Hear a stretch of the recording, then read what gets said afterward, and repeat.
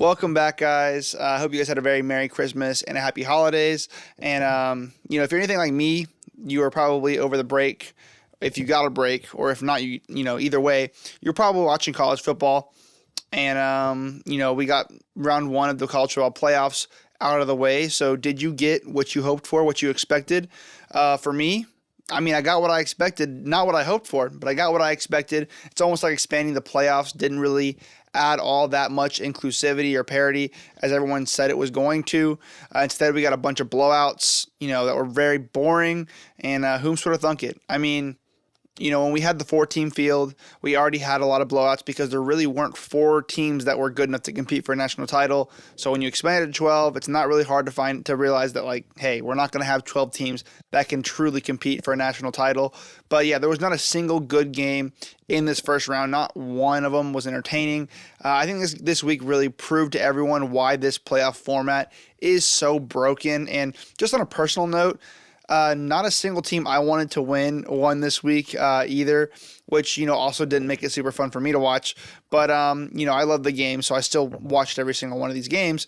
And either way, I have thoughts, if you can't tell. So let's go ahead and break down some of these games in order of which they happened, since there really isn't a game of the week type of game. There wasn't really a great game, so we're just going to break them down in order of which they happened, starting out with Indiana at Notre Dame. And I gave Indiana the benefit of the doubt when I picked them to win this game, a mistake that I do not intend on repeating after this week because it burned me several times. I knew Indiana had a weak schedule, but their margin of victory in their games was, what pushed me to believe that they were better than what everyone had thought that they were, than the perception had been of them. And I saw them crumble against Ohio State earlier in the season, but I view Ohio State as a much better team than Notre Dame. So I thought that Indiana would not face the same issues against this Notre Dame team. But when breaking down the game in my previous video, I posed two major questions that I felt would decide this game. And those, I feel like they did. One of which was who would win in the trenches, and would weather be a factor? That was my other question. And I think that both got very emphatic answers. And I knew Notre Dame's game plan was going to be to try to lean on Indiana, to wear them out physically, to run the ball all night. But I really had questions as to whether or not they would be successful at that because, going into this game, Indiana had the number one rush defense in the country, and I felt like Indiana was going to be able to score more consistently and force Notre Dame to have to pass the ball more, which is definitely out of their comfort zone. Notre Dame was very successful with their game plan, and they just pounded the rock. They owned the line of scrimmage. They owned the trenches on both sides of the ball. Turns out the number one rush defense does not hold up against an actually decent rushing team. And Indiana was never really able to force Notre Dame to pass the ball because Indiana was constantly behind the sticks. And Curtis Rourke had, zero time to operate, which gave Notre Dame more possessions.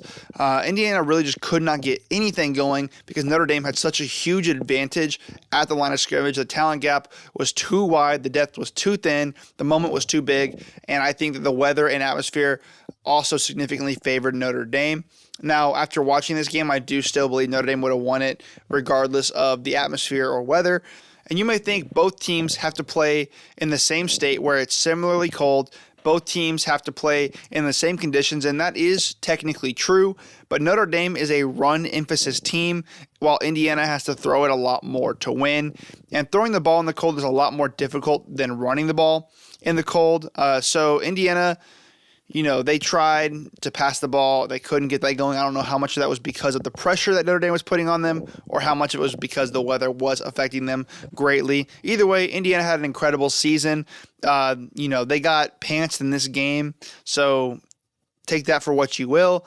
And don't really let the final score fool you into thinking that this game was a close game because it wasn't. Notre Dame controlled this game from start to finish, and Indiana had to pull off some garbage time scoring and an onside kick recovery to even bring it within 10 points. And while Indiana likely was not going to win this game, I do have to bring up that punt late in the fourth quarter because Indiana, they punted it down 3 possessions with 10 minutes left in the fourth quarter. And I have no idea why, because that really, had to be 4-down territory if they even wanted a chance to win. And I felt like the punt really zapped any chance of that comeback. Maybe it was just to save face and make the game look less of a blowout than it was, which I guess congratulations. It looked like a 10-point, win for Notre Dame. But in the playoffs, I don't really understand the point of that. You want to go for the win, and they didn't. So that, I think, not that they would have won, but I think it also made sure that they wouldn't.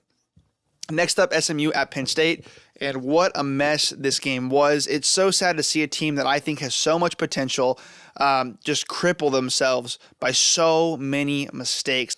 I picked SMU to win because I think that they are the better team, but they continued the trend of not being able to get out of their own way. I mean, Penn State had to basically just show up and exist to win this game. They didn't have to do anything special, anything at all really, just let SMU lose the game. Every time I looked at the screen, another turnover. There were 2 pick sixes in the first half alone, and that's pretty much your game right there. I mean, if you throw 2 pick sixes in the first half, it's pretty hard for you to come back. And every time SMU picked up momentum, there would just be another penalty flag flying that would push them back and make their lives harder, or another turnover that would be, picked up by Penn State or thrown to Penn State. And like I said, Penn State didn't really have to do anything to win this game. SMU truly beat themselves. It was another game where I was really curious as to whether the weather would have an effect, and I think it absolutely did. SMU played like they were shell-shocked in the cold, as evident by this game and also the last one they played against Clemson. Once again, the moment was just too big for the Mustangs, and I'm still not really high on Penn State. This game did not impress me by any means for them. Their defense did force some turnovers, but SMU's really been turnover prone the whole season anyway, so that's not really saying a whole lot. In fact, I was honestly, at least looking at the first half, I was kind of unimpressed with Penn State, if anything, because they really weren't able to throw the ball like they haven't really been able to all season, and they didn't look like they were a team that could win the national championship. I mean, we'll see. I know a lot of people think that they can. I'm just not in that camp that believes Penn State is a national championship caliber team, but they have one of the easiest routes to get there, so we'll see how it all pans out. Next up, Clemson at Texas, and it's pretty sad when you think about it that this was the best game we had all weekend. It was actually the only game I predicted accurately. I picked Texas to win the game because the matchup was just bad for Clemson, and it played out that way. Clemson's offense is way too dependent on explosive plays, and Texas is the best defense in the country at limiting explosive plays.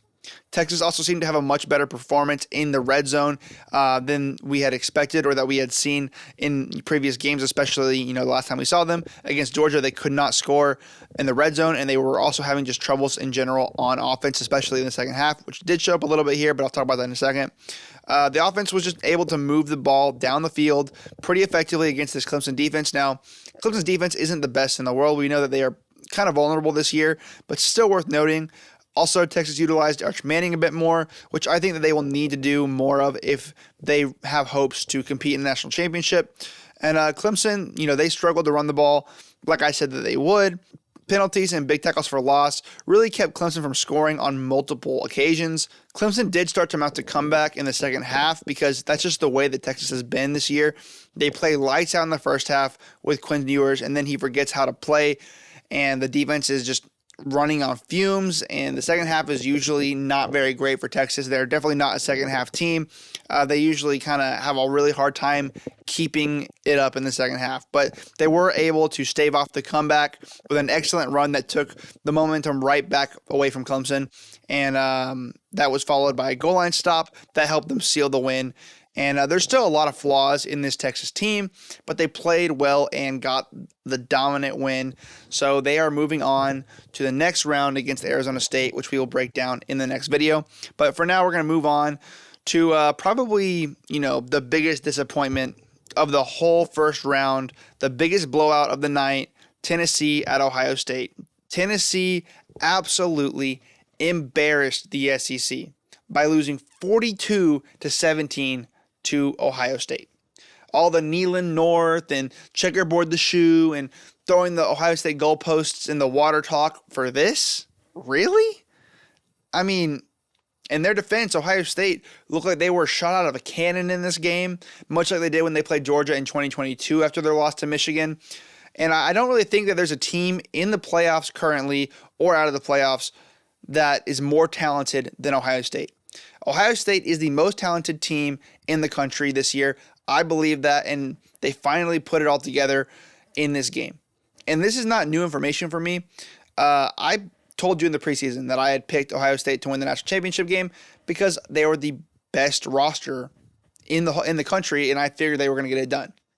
Now, this year they were inconsistent, but if they can play like they played against Tennessee in all of their matchups, they will win the whole thing.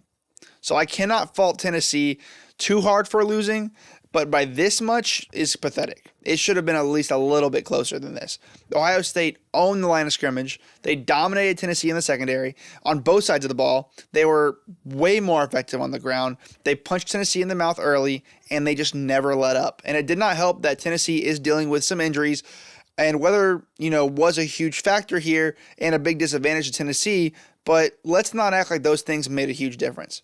Because when the score gap is this big, it's kind of hard to hear those arguments from Tennessee fans that, oh, the weather affected us. Oh, we had some injuries. Those are, reasons for, excuse if you have a pretty, like a 10-point maybe margin. When the margin is this big, that team was just better than you. And I don't know how else to put it. And Tennessee was just not ready for this game. Nico is not developed enough at QB. They did not have the receivers that they needed to have. The offensive line could not provide protection. The Tennessee secondary didn't even show up. I don't think they were even at the game.